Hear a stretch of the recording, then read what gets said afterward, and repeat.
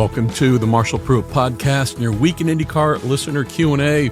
Recording here on a Monday night, headed out tomorrow morning for Watkins Glen. We'll be there through Friday evening, good old upstate New York. Then headed to Buffalo, catching a 6 a.m. flight out, then on to Milwaukee, then driving up, and I think I'm going to arrive just after the end of the second practice session. Good old road America. So bit of a change of travel plans last weekend, but nonetheless excited to get on the road, then get back home. And then next week, possibly my favorite week of the year, is my wife's birthday. So cannot wait to celebrate my love when I get back. But anyways, hey, don't have a ton of time for tonight's show. So why don't we jump right in, say huge thanks to y'all for the questions that y'all send in every week.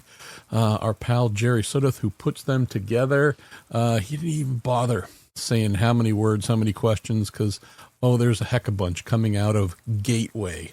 That's what it used to be called. If you're a newer fan of IndyCar, probably know it as WWTR, Worldwide Technology Raceway, but you can tell within the paddock or online or whatever who's kind of the older IndyCar person. They refer to that joint as Gateway.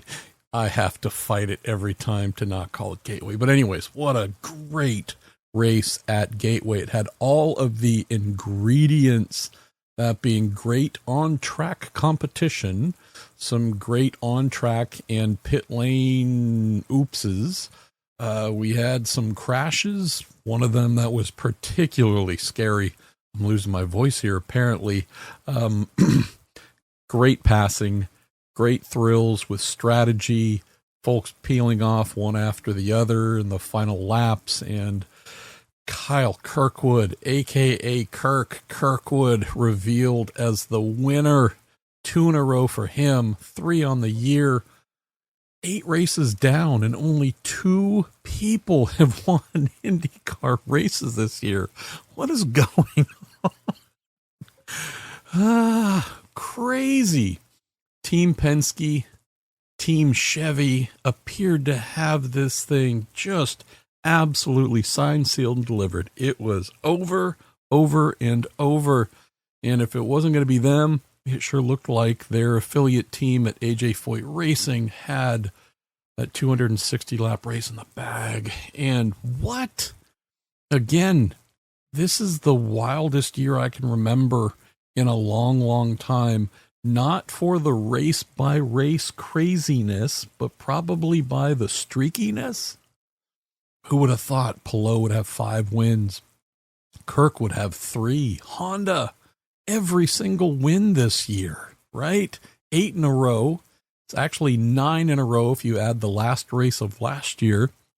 Just what? I mean, come on. Anyways, we're going to get into this real quick. Say huge thanks as always to our show partners at the Justice Brothers, that being makers of really, truly awesome automotive chemicals, lubricants, and cleaners. JusticeBrothers.com. Pay them a visit, even if you don't need any of their products. Just a really cool company, cool folks to learn about. And then TorontoMotorsports.com, makers, purveyors, and sellers of modern racing memorabilia, IndyCar, IMSA, F1, you name it, hats, t-shirts, stickers, books, models, TorontoMotorsports.com. They really are just awesome people. So thanks to them, and let's fire into your questions. I think what I'm going to do is just a little bit different from the norm, and that is going to read a couple of questions, get into a couple of the main topics that y'all present here for us, and then I'm probably just going to glide through all the others, more hitting topics than necessarily reading out the full questions here. And how do we do that right now? We're going to open the show here. Big thank you as well for being P1 pole position here, as decided by our guy Jerry. P1 here, Caleb Whistler. How you doing, Caleb? Says, what a great race at Gateway with many impressive storylines. What are your top storylines from the weekend? Breezed over a couple of them here, but there are a few things that really stood out to me not just during the weekend, but specifically during the race. But we got to think of a couple of things. That being, wow, how truly impressive for Team Penske in the midst of these ongoing changes coming out of May, where there's still things that are unsettled there. They don't have replacements for their president, managing director, team manager, and whatnot. Got good folks coming in to help, but also with Le Mans last weekend, the main people who've been subbing as race strategists and so on, not there. They're over in France. So here we have a team undergoing even more change here at Gateway, and did not lose a single step. If anything, they put a hurting on everybody. Definitely through qualifying. Will Power, huge statement-making pole as well. Seeing that Joseph Newgarden got up there into the lead and was doing very Joseph things. Was complaining about the car being very ill-handling to start. They got that thing rounded into shape so quick. Scott McLaughlin running incredibly well as well. And then we just had some crazy things happen to take them out. Wasn't Will Power's fault that the right front tire failed. Not that we know of, unless there was some sort of contact with somebody. But again, it sure didn't look like it. So that looked like a random failure. Newgarden, that obviously was not his fault. The way that shook out, feel bad for him. There's clearly a couple of communication transmissions that did not happen in a timely manner. I believe we have some questions about race control. Should that caution should have come out sooner there? Why don't I just cover off some of that here in the lead-in question.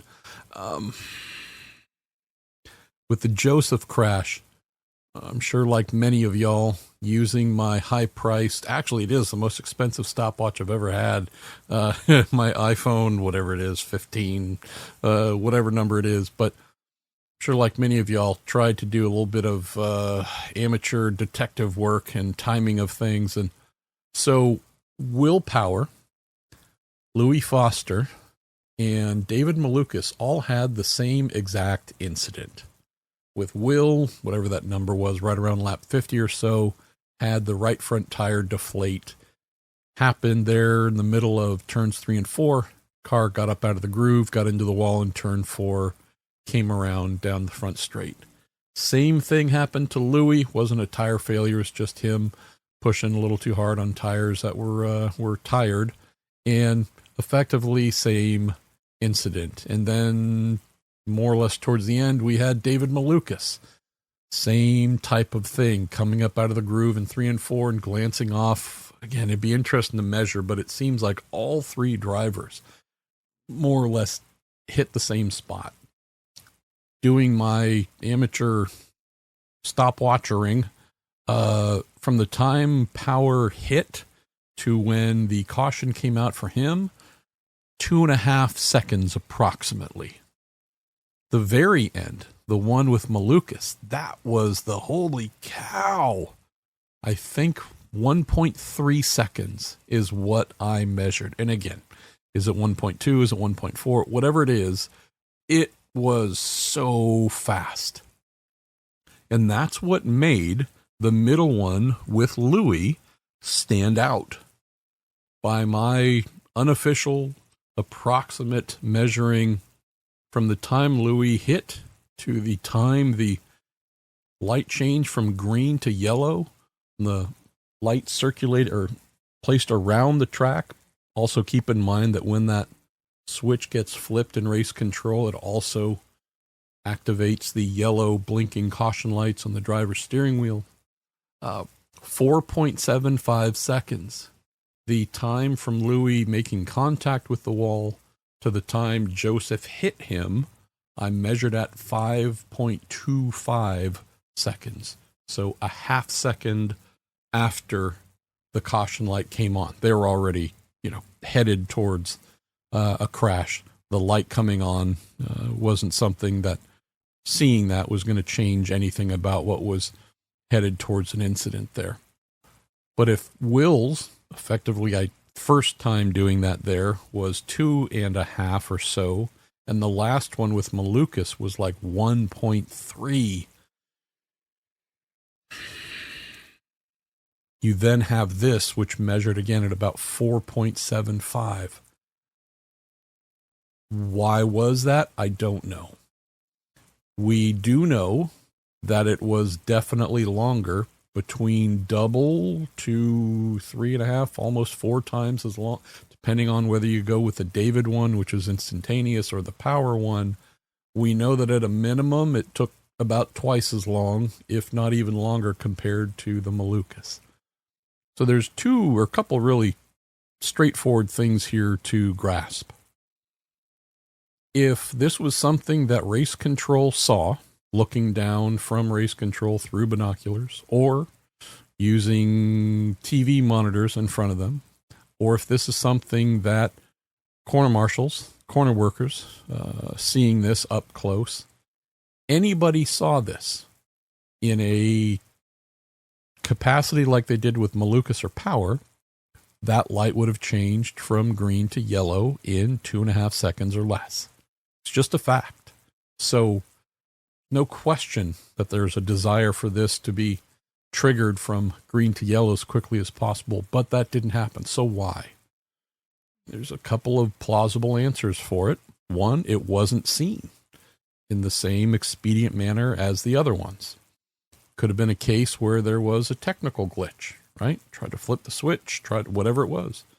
Could have had folks having another conversation or handling another matter, and therefore weren't able to do that in such a prompt manner.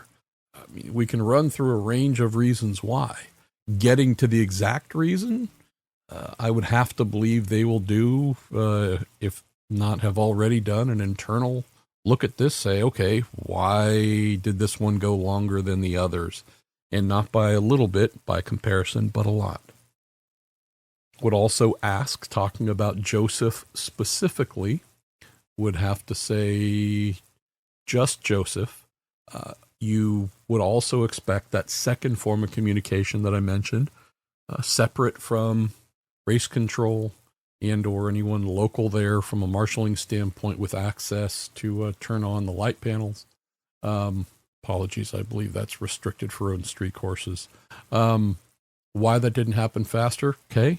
You'd also have to ask, is this something that was not seen with Foster's crash immediately by Joseph's spotter or race strategist on pit lane, or any of the other folks who had the ability to see what took place and have the ability to press a radio button and communicate to their driver.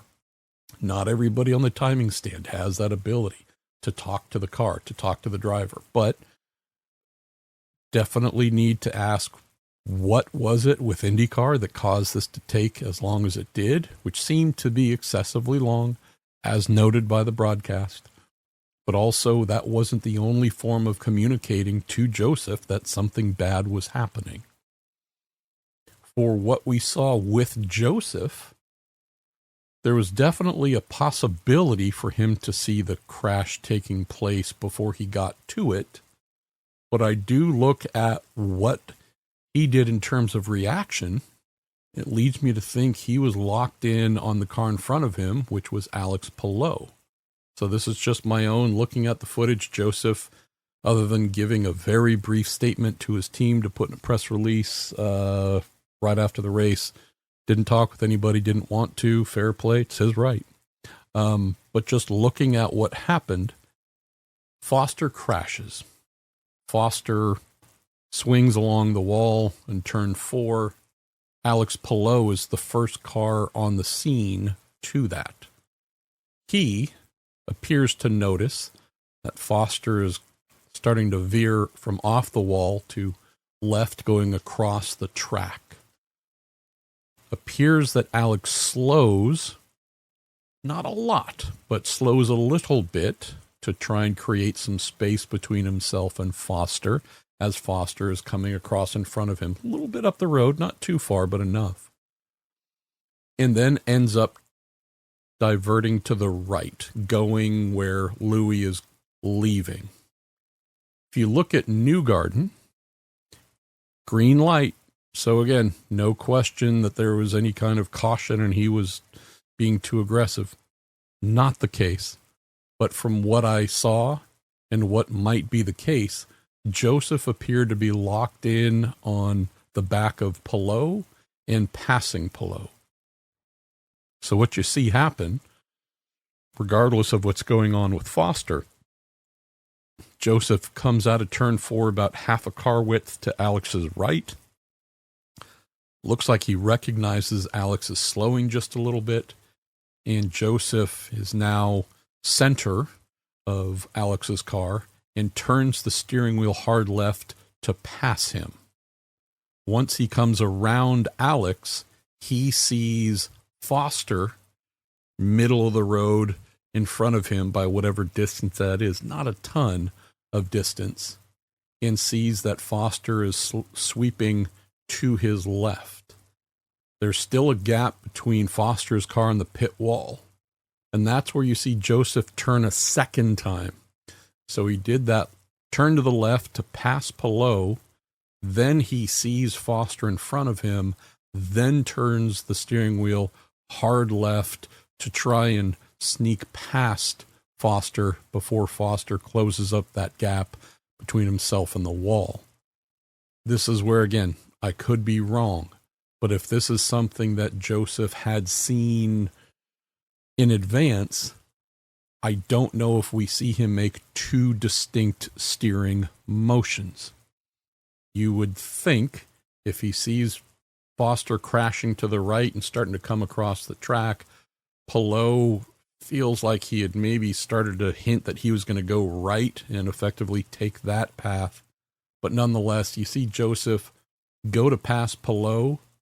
It appears that he has a oh poop moment and then steers again to try and get out of what's happening in front of him with Foster.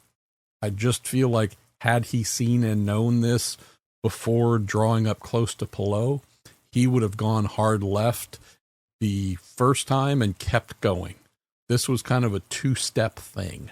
And that's why, again, my suspicion is he might not have seen or been aware of what was going on with Foster. If he was, and that's just, again, how he needed to react to things, to jink left quickly to avoid Palou and then turn left again, then that's just me misreading the situation. But one way or the other, Joseph Newgarden, I feel comfortable saying, is the best oval racer in IndyCar. He owns that track with all the victories that he has. This guy knows every inch of the place. True master of Gateway.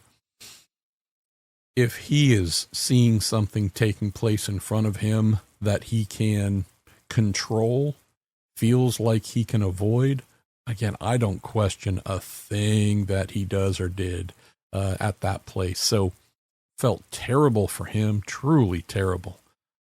Guy's been having a nightmare of a year and was in position to have a great day for sure. Ends up in this crazy crash. But all that stuff aside, 1.3-ish seconds for Malukas, 2.5 for Will, almost 5 seconds for this one. I know we're just talking a couple of seconds. It just feels like the high standard set to open with Will that got even better and faster to close. There was some form of communication. There was one of two ways, external communications at least, where there was a delay. Who knows if the spotter was trying to tell him, crash, crash, crash, go low, go high, whatever, and someone else was on the button to him from pit lane communicating other information. That kind of stepping on each other can happen sometimes, so you can't get the message across. Again, just share it. Who knows? Radio issue, button issue, battery issue. Who knows? But this is something where, boy, it sure looked like Joseph did everything he could to get himself out of that situation. And despite his best efforts, obviously none of that paid off. And with Alex being first on the scene, and you could say having the first choice to be made, the minute he saw Louis basically clear enough room on the right, knowing momentum was taking Louis to the left. Alex went that way, with Joseph committing to go to the inside of Alex. I don't know if he could have turned the steering wheel hard enough to the right to not only make it to the right to avoid him, but without spinning the car. So just a terrible situation for everybody involved. And then, hopefully there's some sort of understanding of why those two forms of communications, or one of the two, whatever number, didn't make it to him in time. Caleb, the other things that stood out, Louis was one of them. Obviously his race did not end well, but it just seems like at more races this year than not, if there is a Rahal Letterman Lanigan Racing driver to do extremely well, not great necessarily, but extremely well, whether it's practice session, qualifying, or in the race, it seems like it's him, a rookie, right? Count me among the many who really feels terrible for how brutal things have been for RLL this season. I mean, you look at where they're at currently, and Graham, thanks to that 6th place at the Indy GP and really strong qualifying, and obviously all that going super well. It just feels terrible to know that they are making a really strong effort to improve. The best collective day one to checkered flag performance we have seen from RLL this year belongs to Takuma Sato at the Indy 500. That guy was just magical. Thinking about him, how his performance there in this one-off for the team was best for the team. And really impressive there. But I look at Graham and say, thank goodness for that 6th place at the Indy GP. That has him sitting in 18th in the championship. And if it weren't for that really good day, these have been tough. Every other finish has been outside the top 10, and Gateway was just brutal for him. Same for Devlin, right? First car out, crashed. Previous race obviously was not great with the wheel falling off. Has yet to have a top 10 this year. And then Louis as well. Crash of his own making here at Gateway, we know that. Previous race, suspension bracket failure, not his fault, taken out there. Opened the season with a crash, lap 1, turn 3 at St. Petersburg. He's yet to have a top 10. So looking at RLL, Caleb, that's one where it felt like this would have been a good kind of get right weekend. And Graham finished 22nd and is 18th in the standings. Louis having his crash 26th. He's 24th in the standings. And Devlin's 23rd place finish. He's 25th in the championship. And all of a sudden, I mean, there's only one driver in front of them, that being Robert Schwartzman. The Prema team not eligible for leader circle contracts, so you can remove him, but that just bumps Louis up to 23rd and Devlin up to 24th. Only the top 22 get leader circles. I mean, realize there's a lot more of the season to go, but I just look at this and say this is representative of how sideways RLL season has gone. The fact that here we are at just about the halfway point, and 2 out of their 3 drivers aren't even inside the leader circle cutoff. So that stood out. Prema team and the overall strength they had at Gateway, because of course, this renowned championship winning European Junior Open Wheel powerhouse, naturally with 0 oval experience within the team, as a rookie team, where are they going to have their best combined effort? Of course, it's going to be the first short oval on the calendar. And I know it was great to hear that Eric Likely Schwartzman's race engineer at Indy, pole winning engineer, is going to be back for the ovals. But yeah, Robert running to 10th, and he was a racy 10th as well. Callum leading, ended up leading 5 laps across a couple opportunities there, but ended up having to pit, finished 18th or something like that. But just really cool to see them go so well. Connor Daly doing Connor Daly things. I think I got a question about him coming up here shortly, but yeah, the cartoon anvil just taking out all the Penske or Penske affiliated drivers, barring Ferrucci, who was P5. I mean, keep in mind the guy finished 5th at Indy, 2nd at Detroit, and then 5th just now at Gateway. Like that guy's doing real work. His teammate, David Malukas, right? Qualifying 2nd, taking the lead pretty much right away. We know after the race, or after the crash, Will Power said he was just saving fuel, trying to delete that final stop. And so taking that on face value, you can understand why Malukas ran off and built such a big lead. But continue to be impressed by Malukas. How could you not? The thing that I hope he gets cleaned up is how well he was running at Detroit, and then a mistake that set him back. And where did he finish? Like 14th or something after the drive-through penalty for taking out Palou. Here, doing amazingly well. Penalty for blasting out of his pit box into the high lane, which again, it's not allowed. You take away some of the errors and you realize that this kid, he truly is just a kid. He's got so much more to learn, but you look at what he's doing right now, sitting 12th in the championship. If he can clean up these in-race errors, I'm not talking about practice. I'm not even going to go into the whole Allen Iverson routine, but not talking about practice, not talking about qualifying.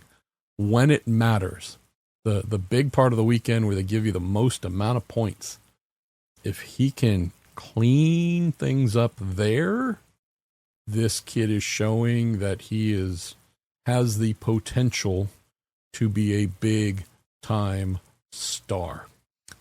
But until those items are cleaned up, definite asterisks. Because here's the thing. IndyCar has had countless drivers that are amazing and have so much potential, and they never fully realize that potential. So being the latest, one of the latest, where you go, wow, look at all what you could be. Oh my goodness.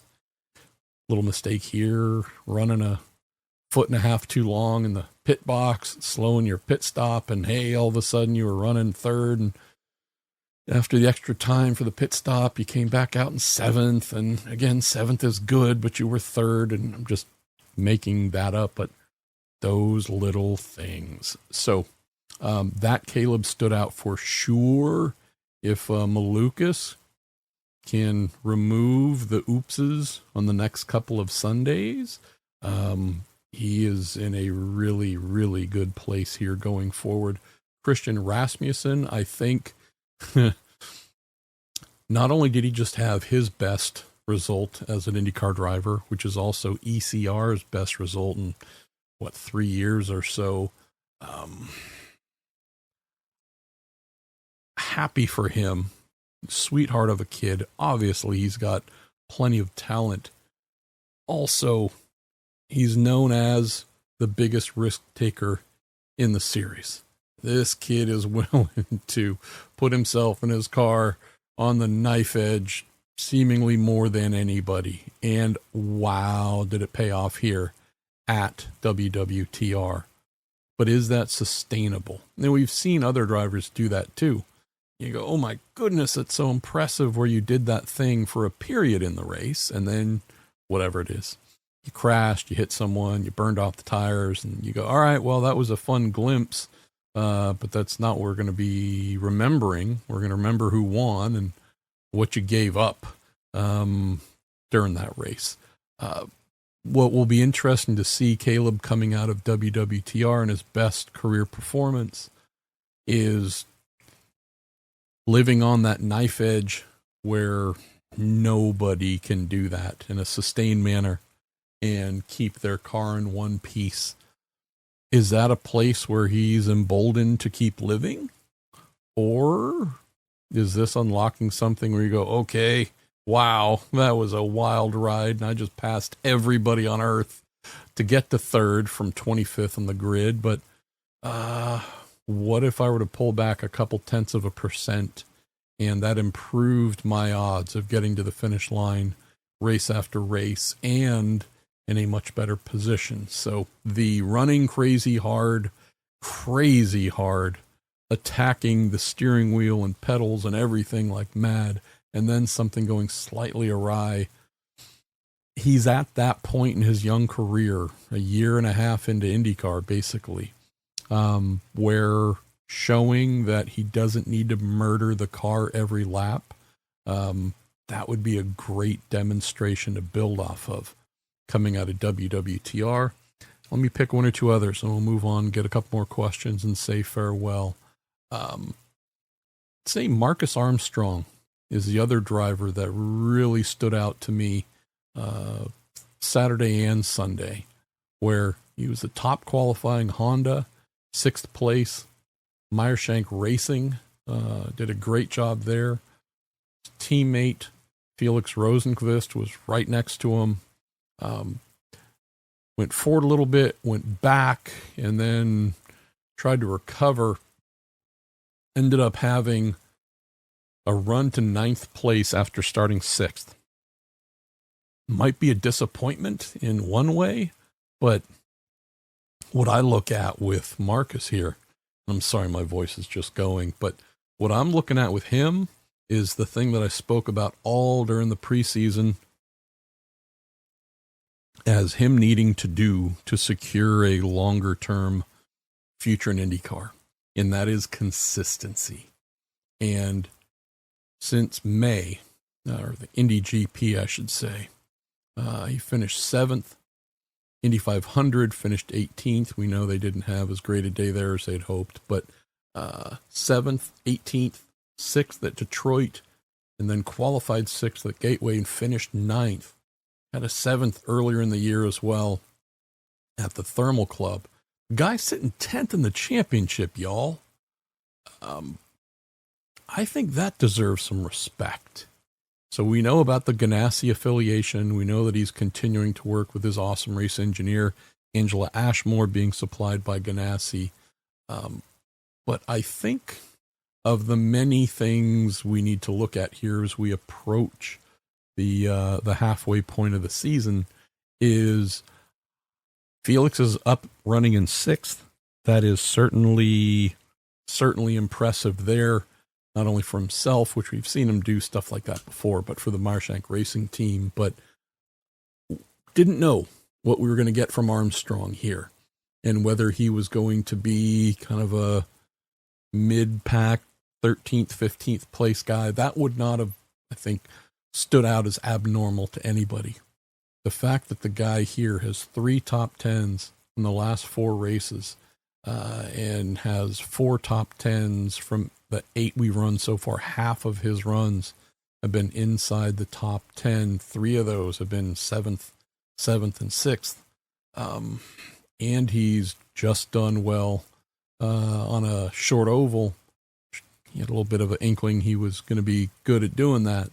I think he might be the number one kind of quietest story that deserves the most respect of the season.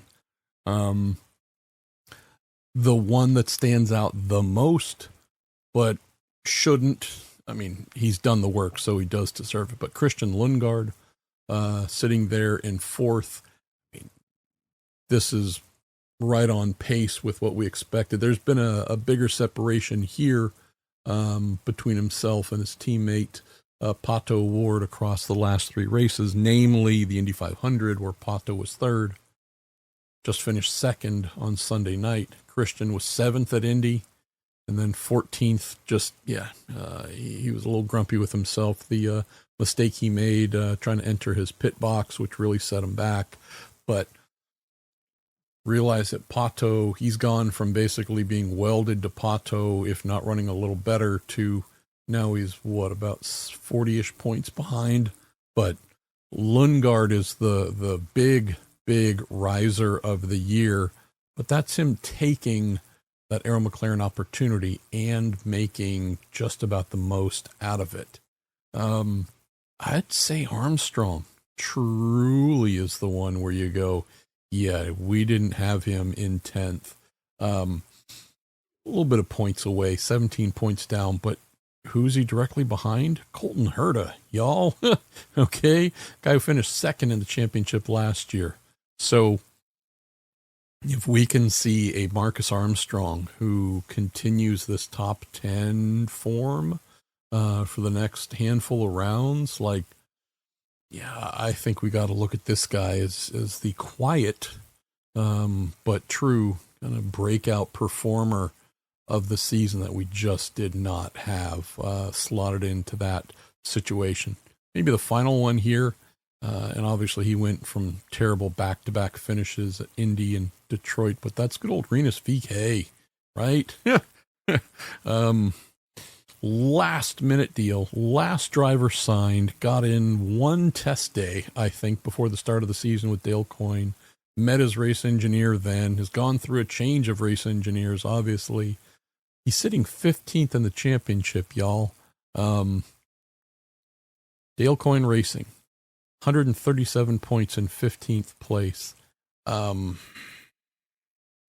Just say that his former teammate, Ed Carpenter Racing, Christian Rasmussen, I think most folks would suggest ECR is a better team, at least better in terms of finances and whatnot.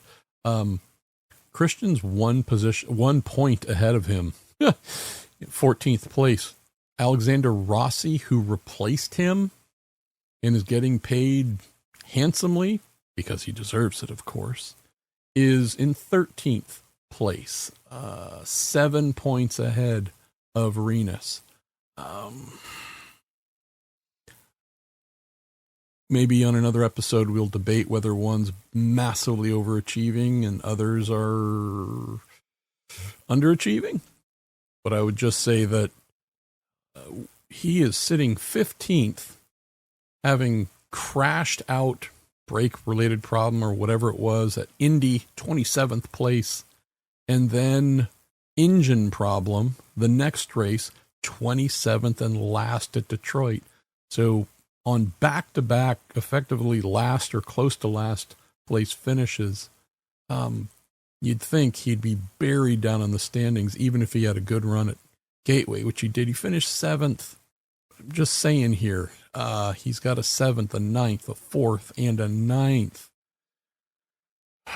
Imagine if he can do a couple more like he just did on Sunday, and all of a sudden we're talking about Rinus VeeKay moving up to 10th, 11th, 12th, 13th in the championship. I mean, like I said, he's 15th at 137 points. Marcus Armstrong in 10th, 153. Right? 16 points away. So just saying, there's been so much this year that has stood out as remarkable, Caleb. And I realize your question is taking up dang near the entire episode, but thank you for sending it in. Let's see. James Malloy wondering what IndyCar can take from Gateway to other short ovals. Yeah. Hey, Sunday night, prime time. And obviously we can't guarantee what the weather is going to be like, but the starting out warmer and then significantly cooling down, that was a big factor in the race as well. I mean, you heard seemingly all the front-running drivers mention it. Good old Kirk Kirkwood as well. That, hey, maybe in the hotter conditions earlier, their cars were not amazing. Kind of see this at the Indy 500 a lot of years as well, where it's like, okay, hey, the first 100 laps, so-and-so, or whichever team is just dominating. I always go, cool, great. Let's get to the second half when it really matters. And this to me seemed to be a real thing where a number of the Honda drivers who were hanging around, but not crazy contending for like a podium. Yeah. Later into the race, things cooling down more, track temp, air temp. Seems like their cars, their engines, everything came to life. So, hey, Milwaukee, hey, Nashville, hey, whatever. What options do we have to go under the lights? Waiting here to find out from Fox. We'll find out Tuesday morning what the audience size was, but assuming it was good, because the race was really good, and hopefully the time of the race being held was a big factor as well. Yeah, if that's a big one, I don't know what kind of converting of additional races this year to primetime Sundays is possible, but the calendar shouldn't be too far away from being released. So that might be the real time for a lot of energy to be put into, hey, where can we go do this more often? Because this felt really special. Clinton, you're asking, is this proof we need more ovals? Yes, exactly. And you also mentioned we need more transitions tonight, explosions and chaos. See, let me throw this out as a suggestion. I love the, final parade lap, firework bombs going off on the back straight, whatever it is, 1 to go, 2 to go. Let's make that a fan thing. Don't fire half of them off. I don't know how many there were, 10 maybe, these big bomb explosion fire plume things. Cool. Don't burn them all up right then.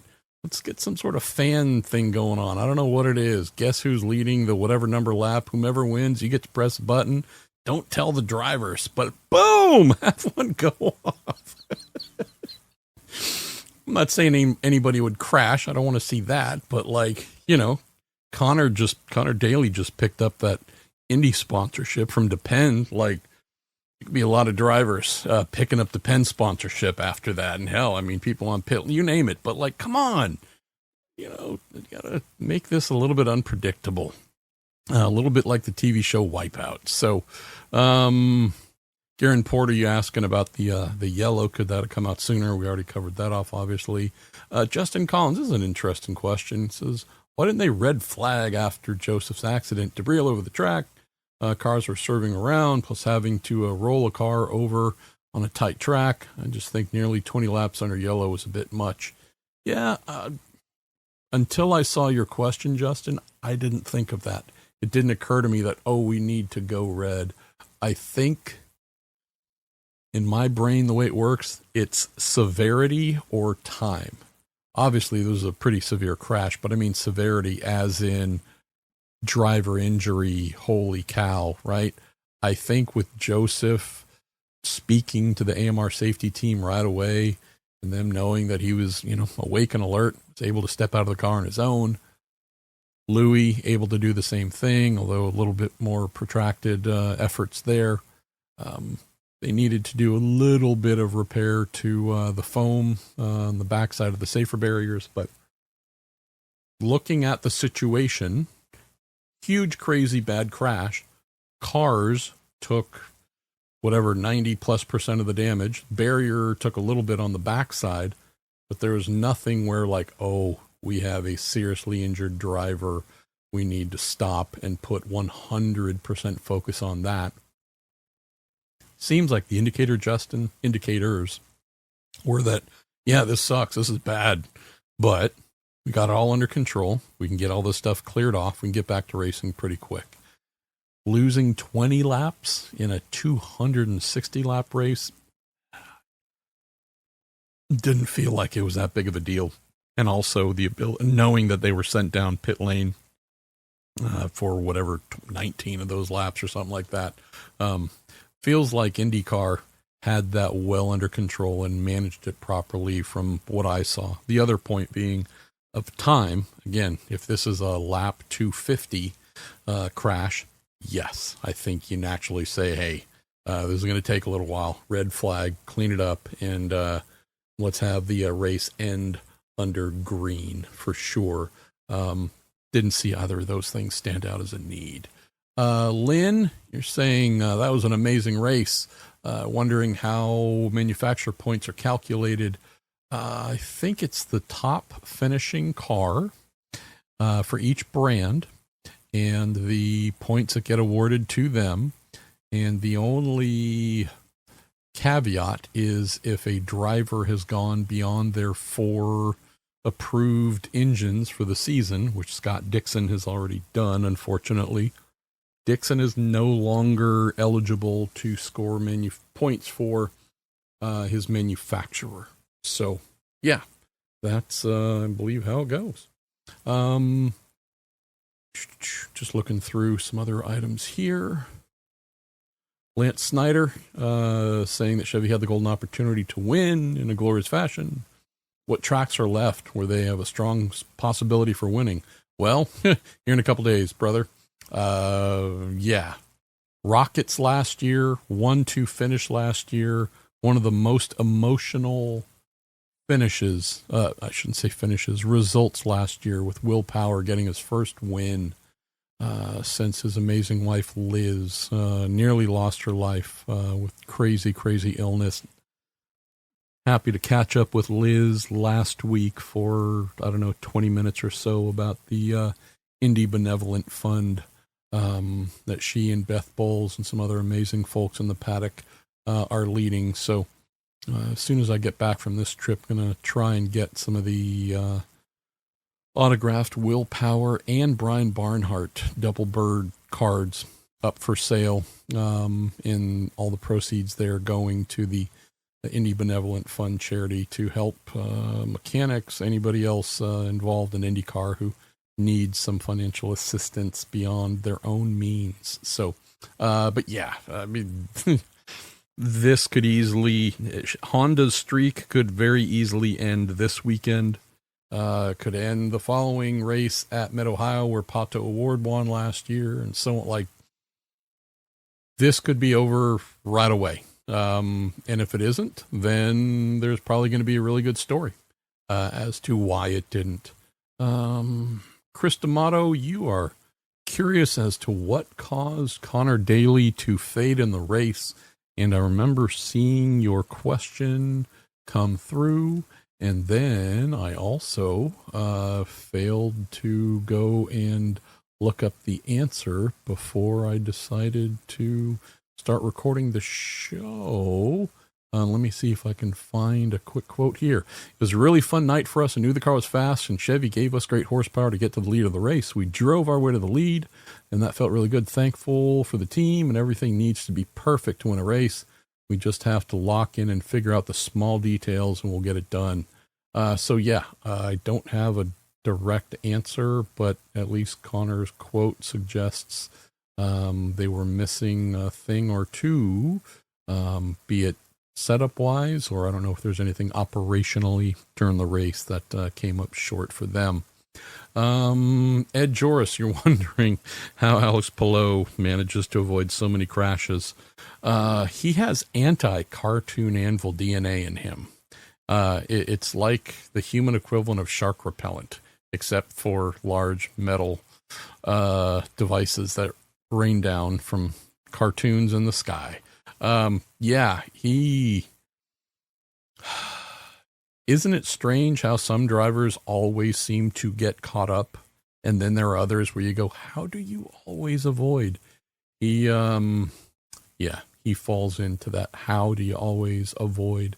Leah, you're wondering why Graham Rahal wasn't flagged for running too slow.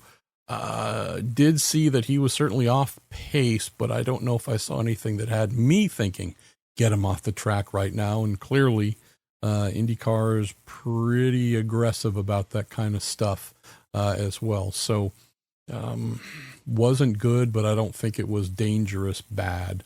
Ryan Greco, you're wondering why Scott McLaughlin got a spot back after stalling when pulling off pit road. Seems like that was a penalty before the hybrid. It was not. You can retake your position as long as it's on the same lap.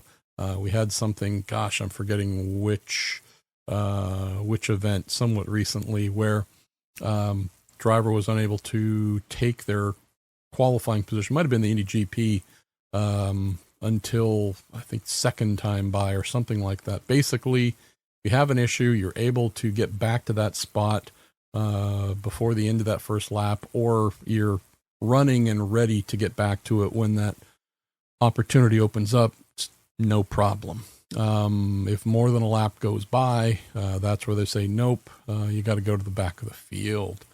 Maddie McDonald, you've got a question here.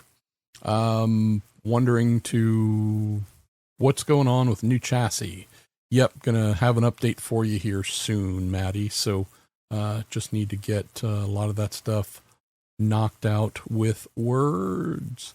Brett Keys, why don't we have you just about close the show here, asking Connor Daly continues to have a good run like he has had. Is that something that might allow him to stay on the grid next year? Great question. IndyCar is always better with Connor in the race and on the grid than not, without a doubt, just period. What's going to be interesting to see is this. The Juncos Hollinger team that he drives for is indeed, they've had to take a bit of a change in business direction this year. Previous years, they have paid both drivers, hired both drivers, however you want to put that. This year, change in business model, having to take a 100% paying driver for their second car. And then Connor, although it wasn't a huge contingency, is from what I'm told, but bringing money, whatever it is that he's able to bring, is certainly a part of his program. If the team is able to find more sponsors, bring in folks, whatever it might be, where they do not have to take a paying driver in the second car or at all, can go out and truly pay higher dollars to hire whomever it is that they want for one or both cars, I think that's what they're going to do. Where that might leave Connor, I don't know. The team is better with Connor in it, period. Again, just end of debate. If they were able to find more money and were able to hold on to Connor and also go higher, name a high value target to be in whether the second car or moving people across, I don't know. That stands out. Great question. We're not going to have an answer for just a little bit. Robot I Choosier. Saw Scott Dixon was down in 10th or 12th. Started to wonder about his year. Then he was leading and 5th in points. So not as off a year as I was thinking. Wondering any reason the 9 car is down to the 10, or is the 10 just that good this year? Yeah, I mean, keep in mind that Scott's new race engineer this year knows him very well, but first time they've worked together as race engineer, that being friend Brad Goldberg, who's amazing. But engineering change for Dixie for sure. The consistency of Alex Palou in his driving, his team, same race engineer, same strategist, same crew chief, like no changes there at all since he showed up basically. And he is driving better than ever. He is more aggressive than ever. We are just seeing, this didn't just happen this year, but we are seeing Alex Palou distinguish himself as the best driver in IndyCar. He's won 3 championships since he arrived in 2020. He's won 3 titles in 4 years with Ganassi. Can't tell you whether he's going to win a 4th. Should be his 3rd in a row. But the guy's certainly doing enough where you go, yeah, tell me who else is better. Not by opinion, not who you like. Again, this isn't about liking one person more than the other. This is just straight, cold, hard, black and white. Look at the numbers of wins, poles, points. The guy is not only number 1 in his team, but number 1 in IndyCar. So that is no disrespect to Dixon, greatest of his generation. Been fortunate to see it from the beginning, heck, back to his Indy Lights days. I mean, he's number 1 for the last 25, whatever many years. But there does come a point where we often see a younger challenger come along, a younger teammate who's really good, learns from you, learns all the things that makes you absolutely unique, adds his own on top of it, and then takes things to a higher level. This is what Dixon did back in the day. This is Palou doing exactly that now. Jeremiah Morrill, how you doing? To you and Sarah, wondering when timing and scoring issues will be fixed. The answer is yes. They will be fixed at some point in time. If you just don't use a calendar, we should be in good shape.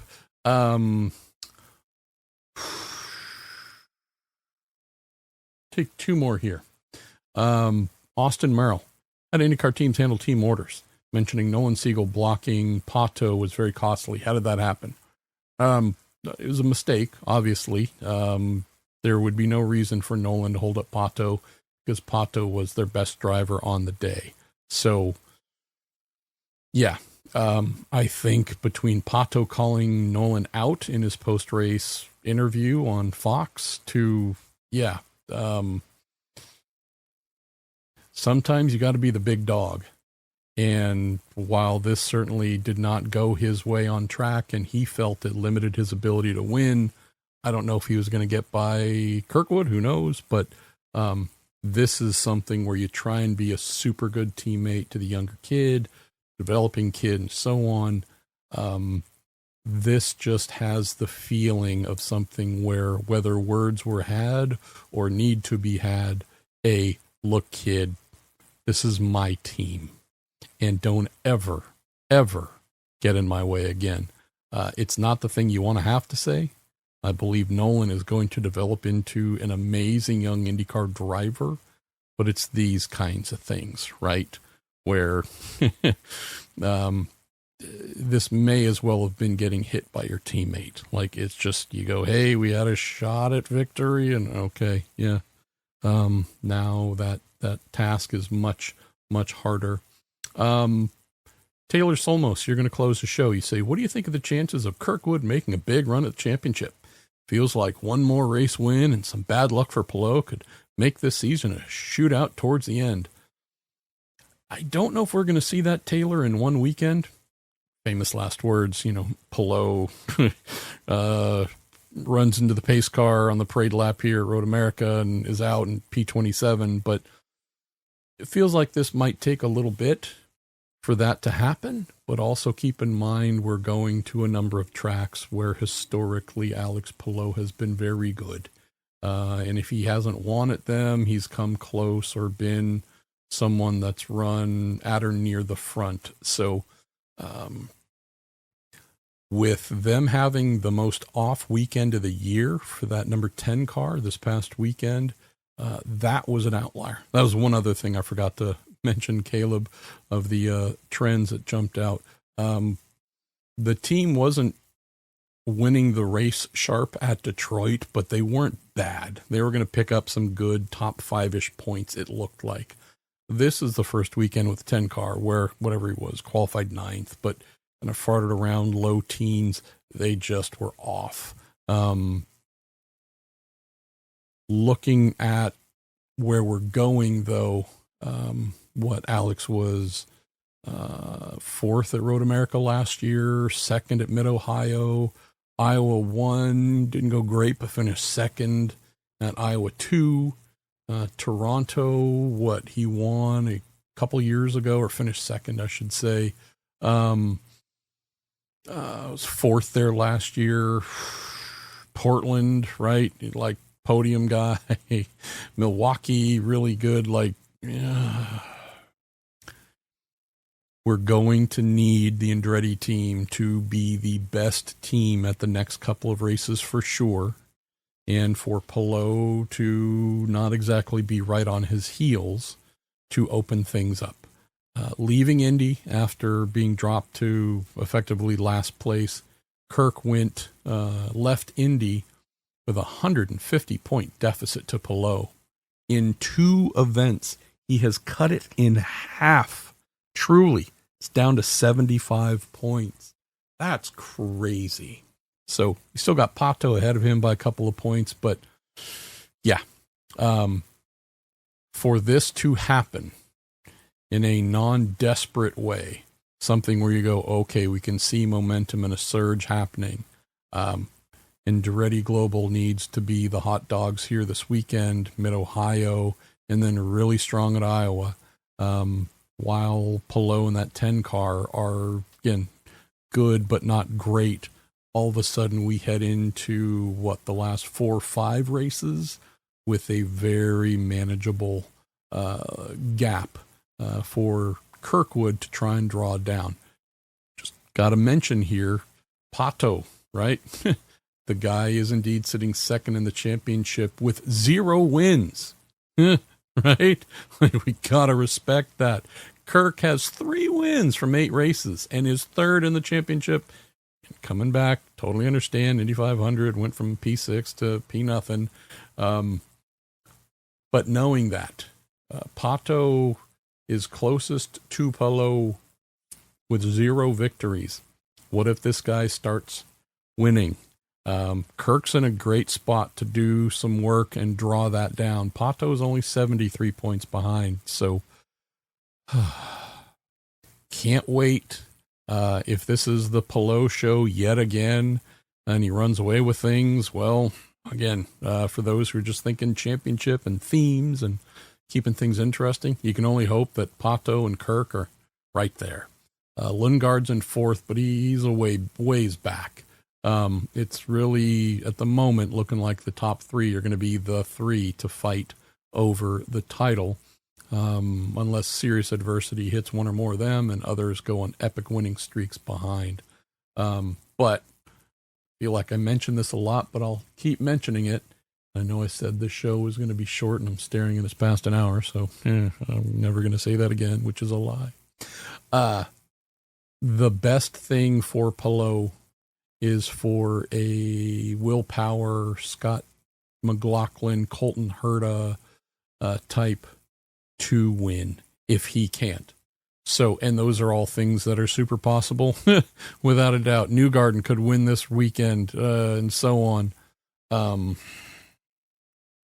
The worst thing for Palou and Kirkwood is for some of those behind them, almost anybody behind them, to win this race and the one after and so on, because those are big points they need. And if they lose out on those big points, if McLaughlin wins, which, put your money on it, could absolutely happen without a doubt, or Power or whatever, great. They're going to move forward in the championship unless they go on an epic winning streak and Palou struggles. There's no chance they're going to catch him. If I look at McLaughlin at 171 points, almost half as many points as Palou, and we're halfway through the season. Like, just the odds are. So just saying, more than pressure being on Palou to rebound after 2 not great results, I'd say the pressure is even higher on O'Ward and Kirkwood. If they don't start winning and winning soon, more and more often, right? Kirk's got 3, that's great, but he's got to stack up a couple more for sure, and Pato's got to get on the board real big. That doesn't start happening right away. Palou can just murder everybody with seconds and thirds and fourths, and hope that the non-championship contenders have great days and go get those big points hauls. It all would play into his hands. All right, y'all. Thanks for listening. Thanks for tuning in for this short episode. Big thanks as well to Jerry Sliteth for putting all of our questions together, to the Justice Brothers, TorontoMotorsports.com. And I'll speak to y'all here next week after our super happy place, Wisconsin, Road America.